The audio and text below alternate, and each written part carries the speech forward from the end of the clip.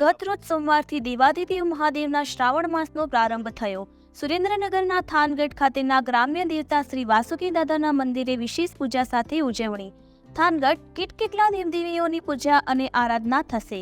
આપણા પુરાણોમાં જણાવ્યા પ્રમાણે દરેક દેવદેવીઓ માટે વિશેષ દિવસ, વાર, તહેવાર, ઉત્સવ કે પર્વ હોય જ છે. પણ કદાચ જેના દિવસો નહીં, આખો મહિનો સમર્પિત હોય એવા એકમાત્ર દેવાધિદેવ મહાદેવના શ્રાવણ માસનો પ્રારંભ તારીખ 5મી ઓગસ્ટથી થઈ ચૂક્યો છે. અને એમાંય આ દિવસ શ્રાવણીયો સોમવાર, શ્રાવણ મહિનાના પ્રથમ સોમવારે શિવ ભક્તો ભગવાન શિવને પ્રસન્ન કરવા માટે તેમને દૂધ, બીલીપત્ર, ધતુરાના ફૂલ અર્પણ કરતા હોય છે. સમગ્ર વિશ્વમાં શ્રાવણ માસ દરમિયાન શિવની પૂજા આરાધના થાય છે.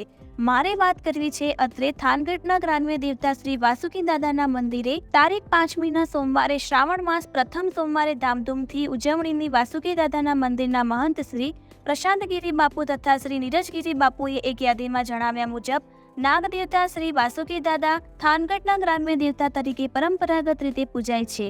આ દિવસે માત્ર થાનગઢથી જ નહીં પરંતુ સૌરાષ્ટ્ર તથા ગુજરાતમાંથી ઠેર ઠેરથી વાસુકી દાદાના ભક્તો દાદાના દર્શનાર્થે આવતા હોય છે.